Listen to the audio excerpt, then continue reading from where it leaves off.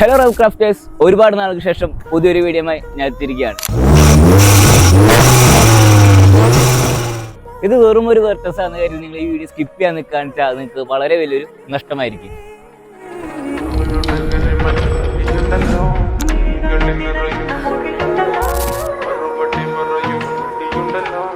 Hi hello, welcome to Rev craft.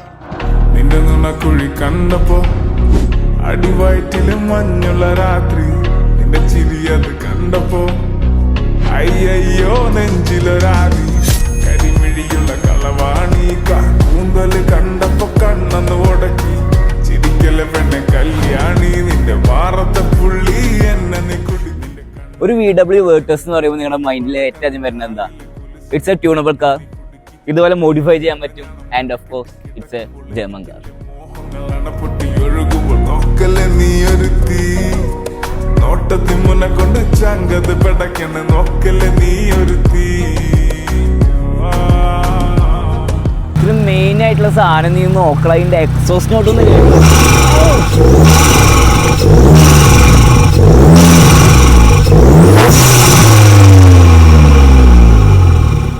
2022 എല്ലാ മാർക്കറ്റും compact എസ്യുവും demand ചെയ്യുന്ന ടൈമിൽ ഈ VWയുടെ വേർട്ടസ് നമ്മൾ എന്തൂസിയാസ്റ്റ് ഒരുപാട് അധികം കാത്തിരുന്ന ഒരു സാധനമാണ്. കാരണം സെഡാൻസ് ചത്തു എന്നായിരുന്നു ഒരുപാട് പേര് പറയുന്നുണ്ടായിരുന്നു. But VW proves that it's a myth. ഈ വേർട്ടസ് ലോഞ്ച് ആവുന്ന ടൈമിൽ ഇവോന്റയിൽ ഒരു കോട്ട് ഉണ്ടായിരുന്നു. The Virtus hopes to prove that the sedans are not an extinct species എന്ന് പറഞ്ഞിട്ട്. കാരണം ഞാൻ പറഞ്ഞ പോലെ സെഡാൻസ് ചത്തുകൊണ്ടിരിക്കുന്ന ഒരു ടൈമിലാണ് നമ്മുടെ വേർട്ടസ് ഇറങ്ങുന്നത്. എല്ലാം ജർമ്മൻ കാർസ് നമ്മൾ റിവ്യൂ ചെയ്യുമ്പോൾ എവിടെ നിന്നാണ് സ്റ്റാർട്ട് ചെയ്യുക? Yes, it's engine. പ്രത്യേകിച്ച് ഈ TSI എൻജിൻ. ഇതിൽ വരുന്നത് നമുക്ക് എല്ലാവർക്കും അറിയണ പോലെ ഒരു 1.5 ലിറ്റർ TSI എൻജിനാണ്, which can produce up to 148 bhp of power at 5000 rpm and 250 Nm of torque at 1600 rpm to 3000 rpm. അപ്പം തന്നെ ഇതിൻ്റെ പവർ എന്താണെന്ന് നിങ്ങൾക്ക് അറിയാം. ഇതിലൊരു കസ്റ്റമായിട്ട് വരുന്ന ഒരു എക്സോസ്റ്റ് വരുന്നുണ്ട് സീറോ ഫോഴ്സിൻ്റെ. ആൻഡ് പിന്നെ നമുക്ക് കണ്ടറിയാം DIയുടെ എയർ ഇൻടേക്ക്.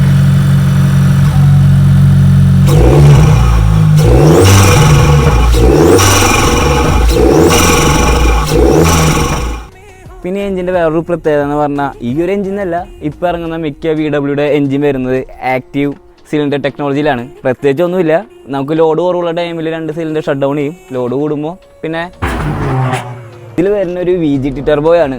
അതുകൊണ്ട് തന്നെ ടെർബോ ലെഗ് എന്ന് പറഞ്ഞ സാധനം ഭയങ്കര കുറവായിരിക്കും. നമ്മൾ ഫ്രണ്ട് പ്രൊഫൈൽ വരുമ്പോൾ കാണാം നമ്മുടെ VWയുടെ ബാഡ്ജിങ് കാർബൺ ഫൈബർ ടിപ്പ് ചെയ്തിട്ടുണ്ട്, പിന്നെ പിയാനോ ബ്ലാക്ക് ഫിനിഷ് ചെയ്തിട്ടുണ്ട്. ആൻഡ് ഓഫ് കോഴ്സ് നമുക്ക് നോക്കുമ്പോൾ തന്നെ അറിയാം ഇത് ലാവൻഡർ കളറാണ് ചെയ്തിരിക്കുന്നത്. നമ്മൾ ഈ സൈഡ് പ്രൊഫൈൽ വരാൻ വെച്ചാൽ നമ്മുടെ കണ്ണിൽ ഏറ്റവും അധികം പേടാത്ത വീൽസാണ്. ഇതിൽ വരുന്നത് ഓസർ ഡ്രസ്സിൻ്റെ 17 ഇഞ്ച് വീൽസാണ്. ആൻഡ് ടയർ പ്രൊഫൈൽ വരുന്നത് 205/40 R70 ആണ്.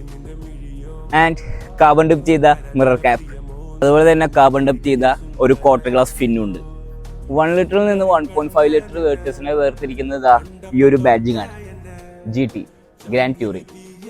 ആൻഡ് ബാക്ക് പ്രൊഫൈൽ വരുമ്പോൾ നമ്മൾ ഫ്രണ്ടിൽ കണ്ട പോലെ തന്നെ കാർബൺ ഡിപ്പ് ചെയ്ത ബാഡ്ജിങ് കാണാം, പിന്നെ കാർബൺ ഡിപ്പ് ചെയ്ത ഒരു സ്പോയിലർ കാണാം, പിന്നെ നമ്മൾ സ്മോക്ക് ചെയ്ത ടൈലൈറ്റ്. ഈ സ്മോക്ക് ചെയ്ത ടൈലൈറ്റ് കൂടി വന്നപ്പോൾ കാറിന്റെ ലുക്ക് തന്നെ മാറി.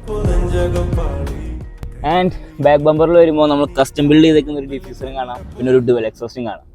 വേറെ ആഡോൺസ് ഒക്കെ എന്താണെന്ന് ചോദിച്ചാൽ നമുക്കൊരു ഇൻറ്റിഗ്രേറ്റഡ് സ്പോയിലറും കിട്ടും, പിന്നെ ഒരു ഷാർക്ക് പിൻ ആൻറ്റിനിയും ഉണ്ട്. നമുക്ക് ഈ വണ്ടിയുടെ യൂസർ എക്സ്പീരിയൻസ് അറിയാനായിട്ട് നമുക്ക് ഈ വണ്ടിയുടെ ഓണറിനെ വിളിക്കാം.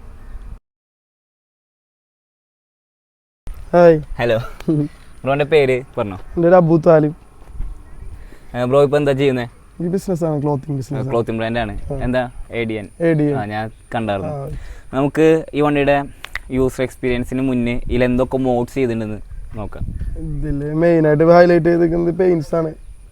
പെയിൻറ്റ്സ് കളർ ചേഞ്ച് ചെയ്തിട്ടുണ്ട്, പിന്നെ അലോയ്സ് ചേഞ്ച് ചെയ്തിട്ടുണ്ട്, ഫുൾ സിസ്റ്റം എക്സോസ്റ്റ് ചെയ്തിട്ടുണ്ട്.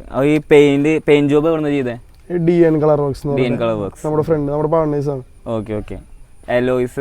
അലോയ്സ് ആഫ്റ്റർ മാർക്കറ്റ് ഓൺലൈൻ വഴി പർച്ചേസ് ചെയ്താണ്.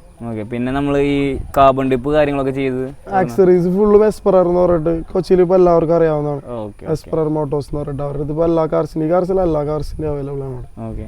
ആൻഡ് എയർ സസ്പെൻഷൻ ചെയ്തത് എയർ വൺ എയർ ഇൻടേക്ക് ഫ്രണ്ടാണ് നെസിൻ PS എന്ന് പറയും. കേരളത്തിൽ അറിയപ്പെടുന്ന ആളാണ്. കേരളത്തിൽ ആദ്യമായിട്ട് എയർ സസ്പെൻഷനെ കൊണ്ടുവന്നത്. ഓക്കെ. എയർ ഇൻടേക്ക് ഞാൻ കണ്ടായിരുന്നു. അപ്പോൾ എയർ ഇൻടേക്കും ഫുൾ സിസ്റ്റം എക്സോസ്റ്റ് എവിടെ നിന്ന് ചെയ്തത്? Zero force. Zero force. Okay okay. ഏതിൻ്റെ ആയിരുന്നു എയർ ഇൻടേക്ക് വരുന്നത്? Air intake DIA. Okay okay. ഇതിന് മുന്നേ വേർട്ടസ് ഓൺ ചെയ്യണ മുന്നേ ഏതായിരുന്നു കാർ ഉണ്ടായിരുന്നത്?